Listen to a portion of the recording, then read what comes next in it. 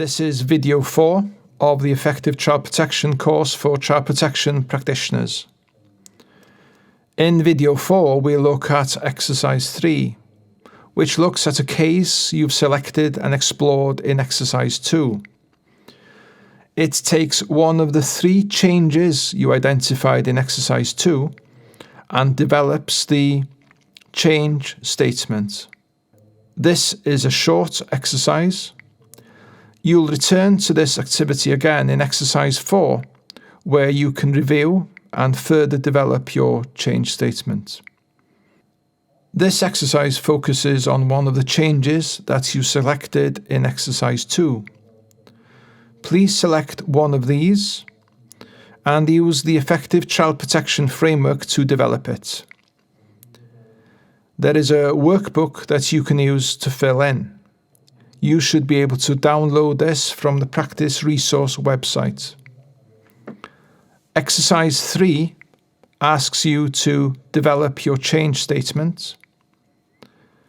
In exercise 3, you will do this without guidance. You can decide what you consider important to include. In the next video, there's an explanation of some of the good practice principles for you to consider.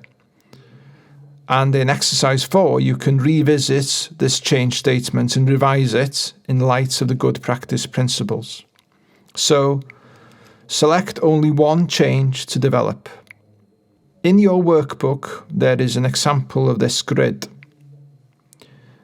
This is a similar format to that seen in Reports to Case Conference. Of the 3 changes in exercise 2, please select one change and complete the grid. Write what needs to change. Remember that changes should be linked to significant harm. Write, why is it not good enough at the moment as things currently are? This should be evidence, behaviour, or observations. Write what would be good enough if there was change and the outcome of keeping the child safe was achieved. Again, what behaviour or evidence would indicate that care was good enough? You can pause your video so you have time to write your answers between moving on to the next part of this presentation. Reflect on the exercise. Was it easy? What did you find difficult? What have you learned? Was it easy to write a clear change statement?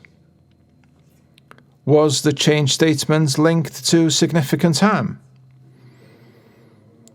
Were you able to identify evidence why things were not good enough at this time? How easy was it to imagine what would be good enough? Record your reflections in your workbook. What did you find most interesting when doing this exercise? Write this down.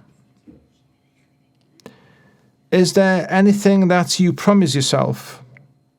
Next time, I'll make sure that I do this or that.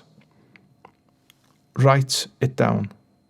Once you have completed exercise 3 of the Effective Child Protection course, please progress to the next part, which is video 5, section 2, writing a good change statement.